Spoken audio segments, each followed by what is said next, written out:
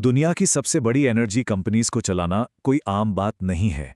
ऐसी जगह पर सेफ्टी सिर्फ एक रूल नहीं बल्कि एक एब्सोल्यूट नेसेसिटी बन जाती है। आज के इस डीप डाइव में हम सऊदी अरामको के 2017 के सेफ्टी मैनेजमेंट सिस्टम यानी एसएमएस ब्लूप्रिंट की गहराई में जाएंगे। ये किसी बोरिंग कॉर्पोरेट डॉक्यूमेंट जैसा बिल्कुल नहीं है। ये सोचने वाली बात है कि जहां हजारों लोग हर दिन खतरनाक कंडीशंस में काम करते हैं और जहां एक छोटी सी चूक का असर पूरी दुनिया की एनर्जी सप्लाई पर पड़ सकता है, वहां एक फ्लॉलेस और मजबूत ढांचा आखिर कैसा दिखता होगा। यही हमारे इस एनालिसिस का मेन फोकस है।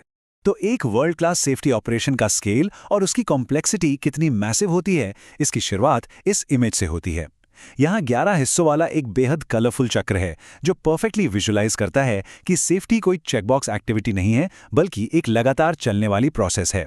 लीडरशिप से लेकर इमरजेंसी प्रिपेयर्डनेस तक हर एक कड़ी दूसरे से जुड़ी हुई है। सबसे ध्यान देने वाली बात यह है कि अगर एक भी कड़ी कमजोर पड़ती है तो प्रैक्टिकली पूरा सिस्टम कोलैप्स हो सकता है। ये चक्र सिखाता है कि सेफ्टी एक आदत है जिसे बिना रुके लगातार अपनाना होता है। इस विशाल सिस्टम को आसानी से समझने के लिए हम आज के इस एनालिसिस को 4 क्लियर और लॉजिकल चैप्टर्स में बांटेंगे। Number 1, the safety management framework. Number 2, leadership and accountability. Number 3, assessing and managing risks. और number 4, communication and competency training. हम बिल्कुल मैक्रो लेवल से शुरू करके ह्यूमन लेवल तक जाएंगे। तो चलिए अपनी सफर की शुरुआत फ्रेमवर्क की बिग पिक्चर से करते हैं। पहला हिस्सा है 1, द सेफ्टी मैनेजमेंट फ्रेमवर्क। यहां सबसे इंटरेस्टिंग बात यह है कि एक एब्स्ट्रैक्ट कॉर्पोरेट गोल को डेली ऑपरेशनल रियलिटी में बदला कैसे जाता है।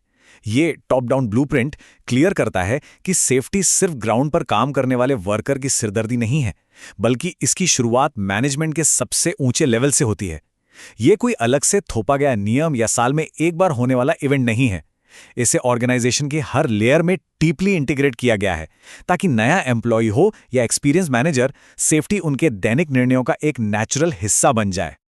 अब आगे बढ़ते हैं और देखते हैं कि ये सिस्टम अपनी सबसे मजबूत नींव कैसे तैयार करता है।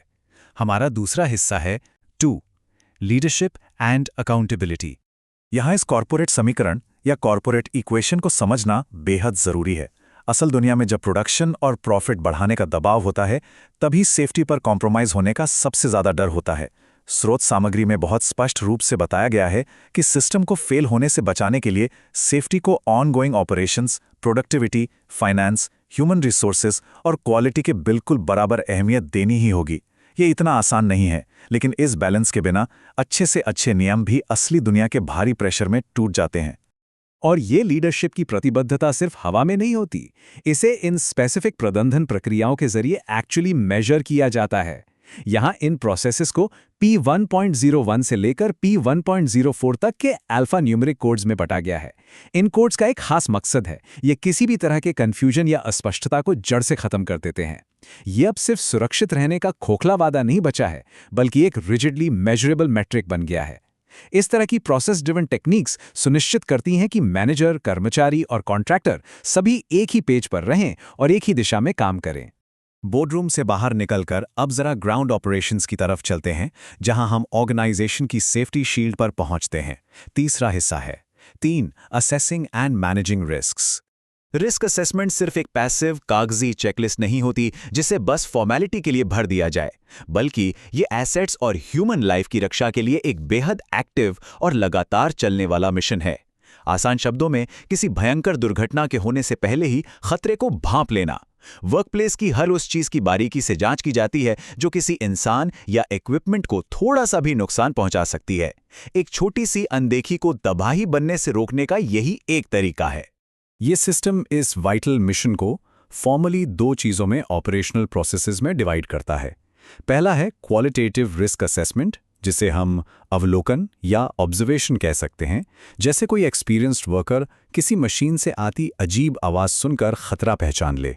और दूसरा है क्वांटिटेटिव असेसमेंट, जो ठोस हार्ड डेटा पर बेस्ड होता है, जैसे सेंसर्स के डेटा को एनालाइज करके मैथमेटिकल कैलकुलेशन करना। ये दोनों अप्रोचेस मिलकर एक ऐसा अभेद्य सुरक्षा जाल बनाते हैं जहां अनुभव और टेक्नोलॉजी दोनों का पूरा इस्तेमाल होता है। अंत में ह्यूमन एलिमेंट की बात करते हैं।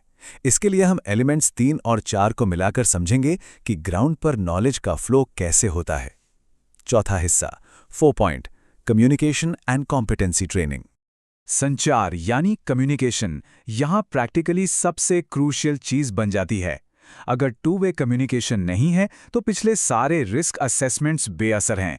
इन स्पेसिफिक प्रोसीजरल चैनल्स के माध्यम से इफेक्टिव कम्युनिकेशन को अनिवार्य बनाया गया है। चाहे सेफ्टी मैनेजमेंट कमेटी की बैठकें हों या सेफ्टी फाइल्स का मैनेजमेंट, मकसद सिर्फ एक इको चेंबर बनने से रोकना है।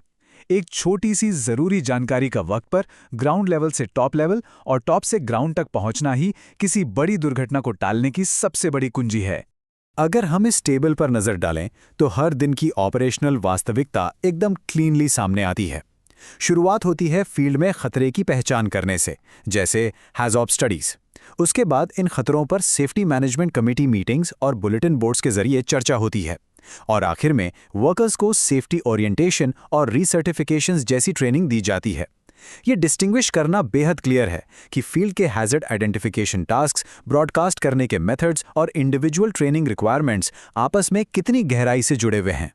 एक विशाल औद्योगिक संचालन की चुनौतीपूर्ण वास्तविकता में, जहां स्टेक्स इतने हाई होते हैं, लोकल मैनेजमेंट हर रोज सेफ्टी के भारी दायित्व और फाइनेंशियल प्रोडक्टिविटी के लगातार दबाव के बीच आखिर ये संतुलन बनाता कैसे है? जैसे ही हम इस एनालिसिस को समाप्त करते हैं, एलिमेंट 1 का ये कोर मैसेज सच में गौर करने लायक है कि ऑर्गेनाइजेशंस अंततः असली दुनिया में इस नाजुक और महत्वपूर्ण संतुलन को कैसे बनाए रखती हैं, क्योंकि इसी सवाल के जवाब में न सिर्फ किसी सक्सेसफुल ऑपरेशन का भविष्य बल्कि हजारों जिंदगियों की सुरक्षा छिपी होती है।